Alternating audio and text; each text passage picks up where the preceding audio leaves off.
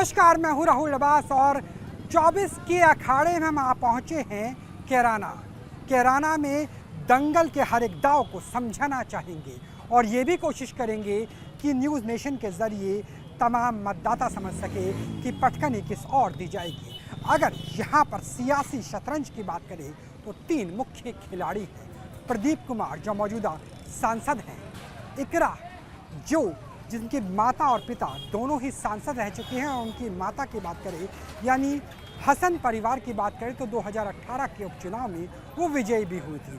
और इसके अलावा राणा जी को प्रत्याशी बनाया गया है बसपा की तरफ से। यहाँ पर कुल मिलाकर के 5 विधानसभा सीटें हैं, जिसमें से 2 पर भाजपा का कब्जा है, 2 पर लोकदल का और 1 में समाजवादी पार्टी का। लेकिन स्थिति और समीकरण तब जाके बदल जाते हैं जब लोकदल और बीजेपी का गठबंधन होता है। महंगाई और बेरोजगारी की स्थिति क्या है, लोकतंत्र खतरे में बताया जाता है, लेकिन कितनी नकेल लगी है भ्रष्टाचार को लेकर, और यहाँ पर कानून व्यवस्था की हालत कितनी बेहतर हुई है। क्योंकि करण की ये नगरी यानी कैराना 2015 में भी सुर्खियों में आई थी जब पलायन की खबरें बनने लगी थी, लेकिन 2015 और 2024 में बहुत कुछ बदल चुका है और इसी बदलाव की हर एक बानगी से आपको तारुफ कराते हैं।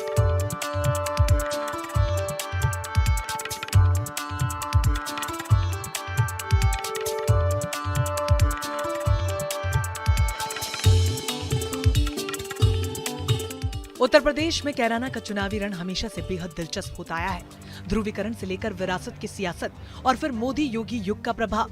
पिछले 10 सालों के दौरान कैराना के चुनावों में इन सब का बराबर प्रभाव रहा है। बावजूद इसके कैराना को लेकर कोई भी सियासी दल यहाँ अपने दबदबे का दावा नहीं कर सकता। कैराना संसदीय सीट में कुल मिलाकर के 5 विधानसभाएं हैं। लगभग 3 महीने पहले इसका समीकरण अलग तरीके का हुआ करता था, क्योंकि उस वक्त लोकदल और सपा साथ में थे। लोकदल के पास 2 विधानसभा हैं यानी विधायक है, सपा के पास 1 और बीजेपी यानी भारतीय जनता पार्टी के पास 2। लेकिन अब जब चौधरी चरण सिंह को भारत रत्न मिला है और उससे पहले सपा का जो गठबंधन था लोकदल के साथ वो टूट चुका है, तो चीज़ें बदलती हुई नजर आ रही हैं। क्योंकि पहले वोट बैंक था कि जाट और मुसलमान अगर एक साथ आएंगे तो डिसाइडिंग फैक्टर हो सकता है।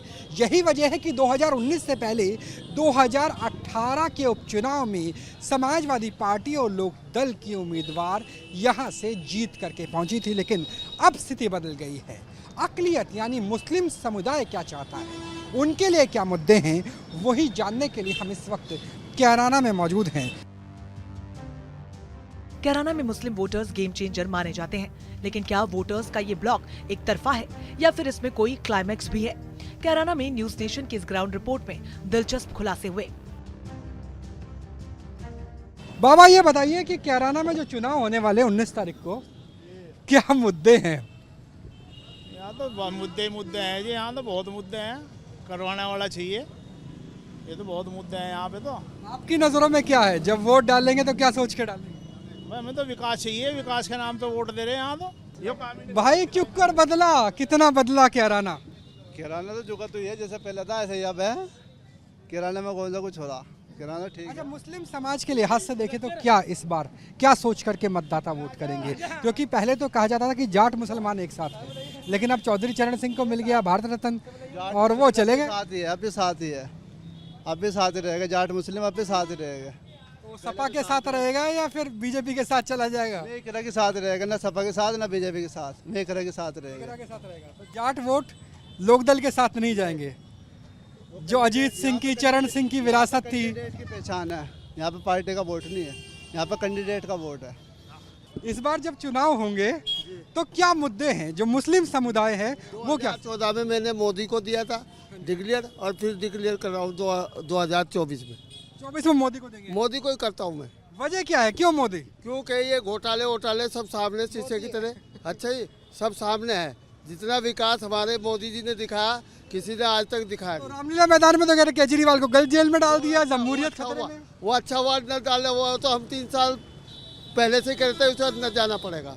और यूनिफॉर्म सिविल कोड आ जाता है तो यूसीसी जो उत्तराखंड में, ये UR 4 ग्रेड वाले यानी कि कभी कामयाब ना तो हुए ना होंगे। हम UR स्टैंडर्ड है और हमारे मोदी जी भी UR स्टैंडर्ड है।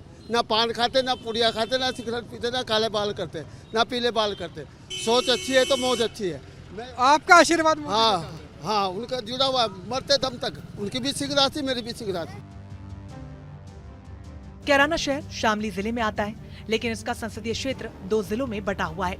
इसमें 3 विधानसभा इलाके शामली जिले में हैं, जबकि 2 विधानसभा सीट सहारनपुर जिले में आते हैं। यहाँ मुस्लिमों के अलावा जाट वोटर्स भी उम्मीदवारों की जीत हार में बड़ा फैक्टर है।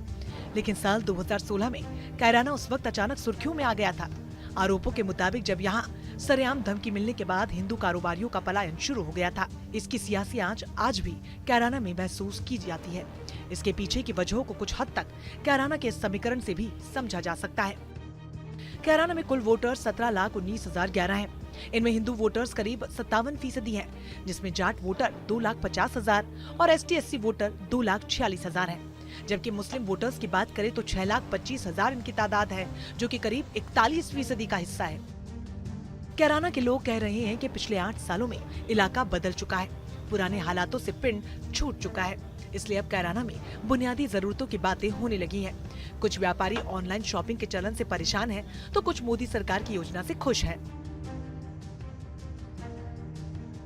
अब हम कैराना के मुख्य बाजार में पहुंच गए हैं और यहाँ हम व्यापारियों का मन टटोलने की कोशिश करेंगे, क्योंकि व्यापारियों से तय होता है कि महंगाई कितनी है, किस तरीके से बदल रही है स्थिति।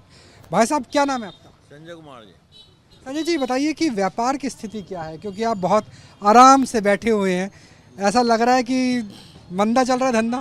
नहीं, व्यापार वालों का सभी का मंदा है। वैसे हमारा आजकल सीजन भी ऑफ रहता है जी, खद्दर का काम है हमारा। तो वैसे कुछ डेवलपमेंट हुआ है, कुछ बदलाव हुआ है? अगर चुनाव के लिहाज से सोचे तो व्यापारियों का मन क्या है? गुंडागर्दी खत्म हुई यहाँ की, बिल्कुल मेन ये बात है जी। तो धंधा फिलहाल किस तरीके का है? भाई, आपकी दुकान फिलहाल खाली है, तो क्या आपका बिजनेस ठीक चल रहा है? और जो आने वाले चुनाव है उसे किस तरीके से देखता है व्यापारी? बस चुनाव के बारे में तो कुछ कह नहीं सकते जी, यहाँ मार्केट में मंदा बहुत है। आपका नाम क्या है? मिंटू। तो मिंटू भाई, ये पहले से ही मंदा था या आप ज़्यादा हुआ है? बस जब से ऑनलाइन की तरफ ज़्यादा जो है बढ़ोतरी हुई, जब से मार्केट ढीली होती जा रही। तो अब कैराना शामली के लोग भी अमेज़ॉन से और फ्लिपकार्ट से और ऐसी चीज़ों से लेने लगे? बस जब से जो है ऑनलाइन का जब से ज़्यादा वो हुआ, जब से मार्केट ठंडी होगी बिल्कुल। जिस दुकान में हम मौजूद हैं, इसी परिवार के 2 लोगों को जब पहले सपा सरकार हुआ करती थी तो रंगदारी नहीं देने की वजह से मौत के घाट उतार दिया गया था। इनसे हम बात करने की कोशिश करेंगे, सबसे पहले व्यापार में और कानून व्यवस्था में। भाई, क्या नाम है आपका? हेलो, योगेश कुमार। योगेश भाई, क्या हुआ था जब सपा सरकार थी? किस तरीके से रंगदारी चलती थी? कानून व्यवस्था अब कितनी बदली? तो काफ़ी बदल चुके हैं। अब पहले वाला माल तो रहा ही नहीं है, अब तो काफ़ी सुकून है। और महंगाई वगैरह है क्या? दुकानदारी बेहतर हुई है पहले से? जी सर, अगर व्यापारियों के लिहाज से बात करें तो कितना बदलाव आया है? कानून व्यवस्था कितनी बदली? सारा सब कुछ ही बदल गया। हाँ, ये नहीं कानून व्यवस्था तो ये है कि भाई कोई नाम भी ले तो नाम भी नहीं लेता, कोई कहने का थैला कहने का भाई यार रहने दे। अब तो कानून व्यवस्था तो सारा ही मामला सुधर गया। थैला मतलब समझे नहीं? पैसे लेके आते थे, छीन लेते थे लोग वाग। हाँ, यानी कि थाना बोन से और शामली के बीच समाजवादी पार्टी में कोई आदमी ऐसा नहीं बचा मंडी का जिसका थैला ना छिनता हो। जान भी जा सकती थी उसमें, कोई जरूरी तो है नहीं, बस थैले तक ही सीमित रहे। छिनटा झपटी में तो जान भी चली जा। तो थैले का मतलब ये है कि थैले में पैसा होता था और पैसा लेके भाग जाते थे? भाग जाते थे, छीन लेते थे। अब तो कोई नाम भी नहीं लेता, कहने का डर इतना है कि बाबा जी का कि मकान भी जाएगा और बुलडोजर भी चलेगा, सारे काम होंगे। व्यापार कितना बेहतर हुआ? अरे बढ़िया है, ये तो रोने की आदत रहती है। देखो व्यापार ऐसा है, ठीक है अपनी पटड़ी पर आ गया। ये तो लोगों को आया है कि मंदा मंदा। अरे 2000 से पहले देखो भूखे मर रहे थे, अब ये 3-3 4-4 जोड़ी कपड़े पहन रहे, जोकी की नागर पहन रहे। पहले तो पट्टे की नागर पहनते थे। अब ये देखो कि सुधार है, बहुत सुधार है। लेकिन लोग बाग है, रोने की आदत है सबको। सैलरी बढ़ गई सबकी, बताओ क्या नहीं बढ़ रहा? रोजगार ना मिल रहा? अरे रोजगार मिल रहा। आप एक काम करो, 4 तो बराबर के घर छांट के लाइयो, 4 इधर के, 4 आगे के, 4 पीछे के। जो बेरोजगार हो उसे मेरे पास लेकर आइयो। नो तो यहाँ से मुकेश अंबानी भी खाली हैं बेचारे, क्यों सरकारी नौकरी को यहाँ नौकरी माननी गई, व्यापार को या किसी को काम नहीं मानना गया यहाँ से। यहाँ तो सरकारी नौकरी है तो नौकरी है, रोजगार है, अन्यथा रोजगार किसी को कोई नहीं मानता है। दरअसल कैराना में कानून व्यवस्था पिछले कई दशकों से बहुत बड़ा मुद्दा रहा है। महिलाएं कह रही हैं महंगाई है, लेकिन आत्मनिर्भर होने के मौके भी बढ़े हैं। चलते जा रहे हैं, महंगाई तो होनी है, लेकिन इतनी भी नहीं है कि जितनी लोग बता रहे हैं। हमें दिक्कत यह है कि पहला दिक्कत इतनी थी कि जब हम कहीं भी अगर लेडीज अकेले में जाते हुए थे, लेकिन हम जा नहीं पाते, कहीं शराबी पड़े, कहीं कुछ हमें परेशानी आने जाने में बहुत होती थी। लेकिन अब कोई परेशानी होती नहीं हमें। मतलब महंगाई पहले डायन थी लेकिन वो छोटी हो गई, हाँ जी, कम हो गई। अच्छा, जिस तरीके से इन्होंने बताया कि कानून व्यवस्था बेहतर हुई है, कितना अंतर आया? पहले आप बाजार कितने वक्त तक जा पाते थे, अब कितने वक्त तक जा पाते हो? बेटियां अगर स्कूल जाती थी कितनी सुरक्षित समझते थे? आप ये देखिए, पहले जब हम कांदला आते थे, हम भनेड़ा से हैं, मैं आशा हूँ ये भी यहाँ से हैं, और जैसे हम आते थे अपने अपने कांदला में आते थे, हम अपने ब्लॉक में आते थे, अपने सीएससी पे आते थे, जब भी आते थे कभी हमें साधन नहीं मिलता था, कभी हम यानी कि आधा घंटा लग गया, 20 मिनट लग गया, कभी कभी पड़े ही हैं, कांदले में पड़े हैं, पैदल आ रहे हैं। और अब इतनी सुविधा हमें मिल रही है, इतनी सुविधा हमें मिल रही है, ऐसा कभी नहीं देखा था कि किसी भी सरकार ने हमें ऐसी सुविधा नहीं दी है जैसी इस सरकार में मिली है हमें। तो ये एक बड़ा है। आपने कई चुनाव देखे होंगे, इस बार का चुनाव किस तरीके से अलग लग रहा है? क्योंकि पहले तो मोदी जी कह देते थे कांग्रेस ने कुछ नहीं किया, अब तो 10 साल से मोदी जी हैं। अब मोदी जी कहते हैं कि भैया हमने चूल्हे की जगह आपको गैस दिला दी, शौचालय दिला दिया। महिलाएं क्या सोचती है? महिलाएं जी बहुत अच्छा सोचती हैं, इसके सभी महिलाएं बहुत अच्छा सोचती है, बहुत के बारे में, चुनाव के बारे में सब महिलाओं का एक ही वो है, मोदी जी को लाओ। और बहन जी कहते हैं कानून व्यवस्था तो मेरे टाइम पे भी बेहतर थी, और अखिलेश यादव कहते हैं मैंने भी लैपटॉप दिया था, लड़कियों को भी दिया था, साइकिलें भी दी थी। तो यहाँ स्कूल में लैपटॉप दे दिया, वहाँ खोस लिया, उसका क्या देना था बदमाशों ने? हमारे घर पे नहीं आए लैपटॉप? नहीं, हमारे घर पे नहीं आए जी। एक महिला के तौर पे आपकी डिमांड क्या है? कैसा डेवलपमेंट होना चाहिए कांधला का, कैराना का, शामली का, इस पूरे इलाके? विकास बहुत अच्छा है, और सबसे पहले धन्यवाद दूंगी मोदी जी को मैं, महिलाओं के लिए जितना सम्मान महिलाओं का मोदी सरकार में मिला, किसी भी सरकार में नहीं मिला। और महिलाएं पहले आंख मलती रही थी, और ना कभी मिलने का धुएं में, मतलब चूल्हे पर रोटी बना देती थी, मतलब आंख मलती रही थी। अब मोदी जी ने घर घर हर किसी को सिलेंडर दिए, उज्ज्वला कनेक्शन। आपसे जानना चाहेंगे कि सिलेंडर की बात आ रही है, गैस तो पहुंचा दी, लेकिन सिलेंडर की महंगाई अगर मनमोहन सरकार से देखे तो काफ़ी ज़्यादा है। एक आम आदमी, एक आम गृहिणी क्या सिलेंडर खरीद सकता है? मैं आपसे ये कहना चाहती हूँ कि हम लोग सिलेंडर खरीद सकते हैं, सब्जी खरीद सकते हैं, अनाज खरीद सकते हैं, कम दूध की चाय पी सकते हैं, लेकिन हम सड़कों पे आना जाना नहीं छोड़ सकते। हमें चाहिए सबसे बड़ी सुरक्षा, हमारा सम्मान। हम आत्मनिर्भर खुद बनेंगे, अपनी मेहनत से बनेंगे, किसी की दी हुई रोटी या किसी से नहीं बनेंगे। हम औरतें हैं, औरतें उस देश की औरतें हैं जहाँ दुर्गा थी, जहाँ गार्गी थी, जहाँ सीता थी, जहाँ अनसुईया थी। हम किसी की दयाओं पे नहीं पलते हैं। हमें किसी के विचारों की, किसी के प्रलोभन की, किसी के झूठे वादों की आवश्यकता नहीं है। मेरी उम्र फ्री वीज की जरूरत नहीं है, जो आपने कहा। हम स्वावलंबी हैं, हम स्वावलंबी हैं। हाँ जी, आपको यकीन नहीं आने का, मैंने ये 15 साल पहले निकाल के रख दी थी। लगता था कि पहनेगा तो लुट जाएगा। बिल्कुल ये था कि पहनेगा लुटेगा नहीं। घर वाले यूं और कहे थे पहन के क्यों गई, जब यहाँ इतनी सेफ्टी नहीं है।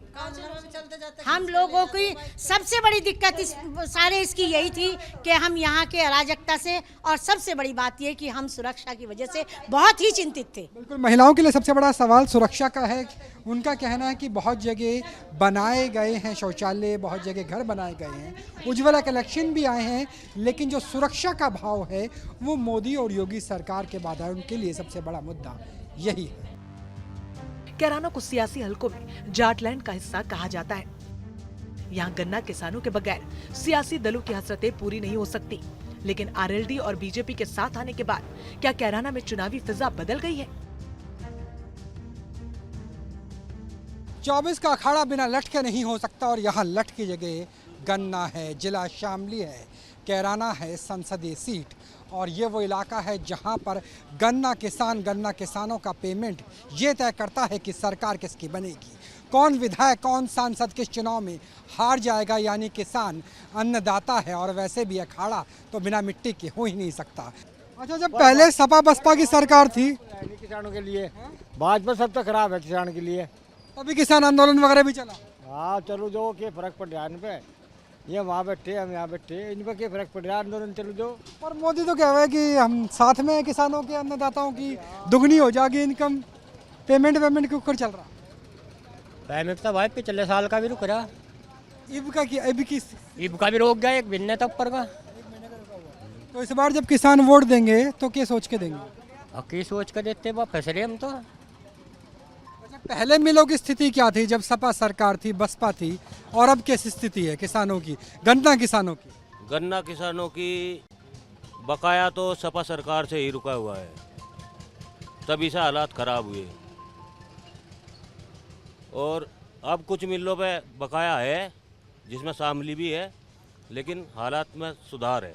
तो अगर तुलनात्मक रूप से देखें तो समाजवादी सरकार की तुलना में भाजपा सरकार में स्थिति कुछ हद तक बेहतर रही, लेकिन किसानों का ये कहना है कि जो उनकी आशाएं थी, आकांक्षाएं थी प्रधानमंत्री नरेंद्र मोदी से, भाजपा सरकार से, वो तो नहीं हुई, लेकिन जो एक समीकरण बदल जाता है, अखाड़े में पटकनी दी जाती है, वो ये है कि जब से लोक दल और भाजपा का गठबंधन हुआ है तब से किसान कमल को खिलाने में अपना मत बनाते हुए नजर आ रहे हैं। आम वोटर्स के मिजाज को भांपने के बाद हमने उम्मीदवारों की तैयारियों और दावों का जायजा लिया।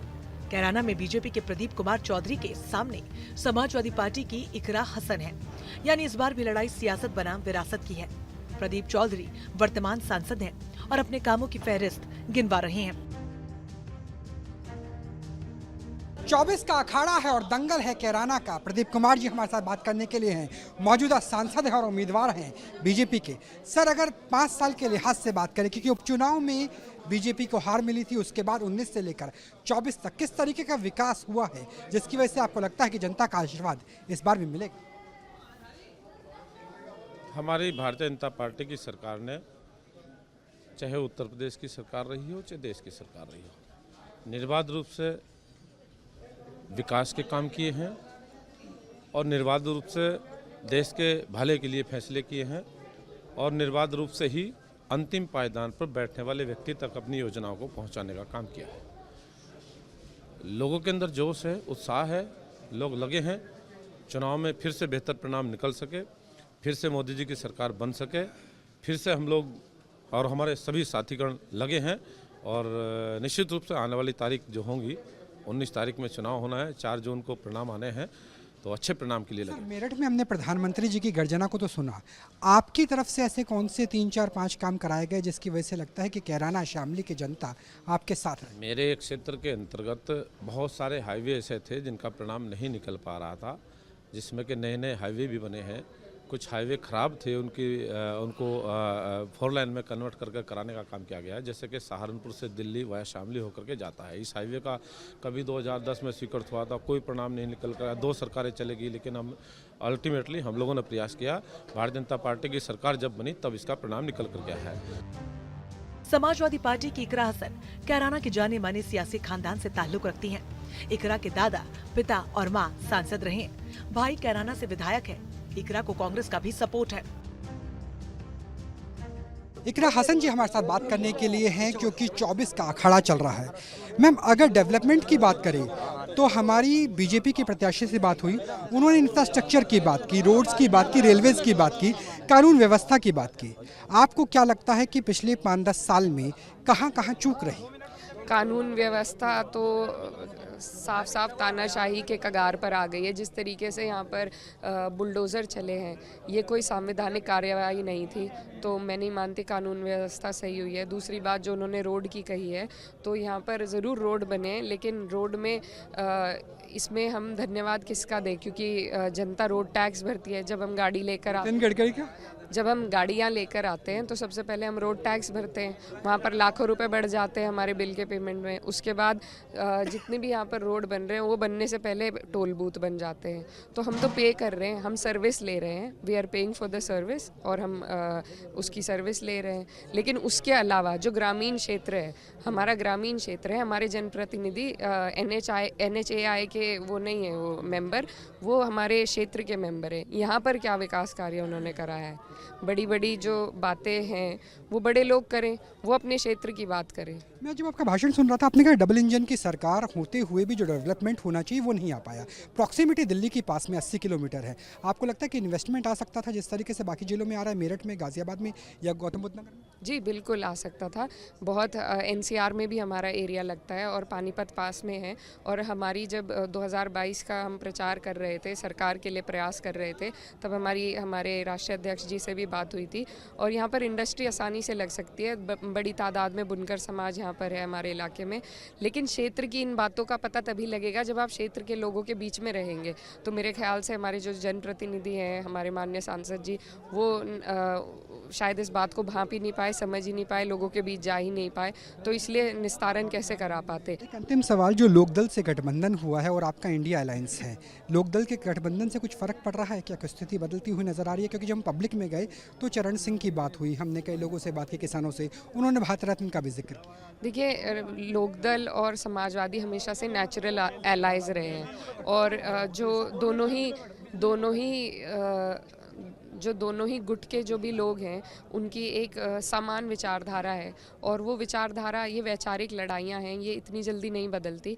तो विचारधाराओं की लड़ाई है। अब तक वो बदलाव नहीं आया है जो सभी लोग सोच रहे थे कि इस गठबंधन से आएगा। क्योंकि अभी तक कोई निस्तारण किसानों का हुआ नहीं है, चाहे वो गन्ना का पूर्व का भुगतान हो, पेमेंट, या फिर 14 दिन का जो पेमेंट का वादा है वो, या MSP का दावा है। तो कोई वादे पूरे नहीं हुए। कैराना सिर्फ सियासत के लिए नहीं बल्कि शास्त्रीय संगीत के किराना घराने के लिए भी मशहूर है। लेकिन जब मसला चुनावी सुरताल का है, तब कैराना के साथ कौन अपनी ट्यूनिंग सेट कर पाएगा, ये देखने और सुनने वाली बात होगी।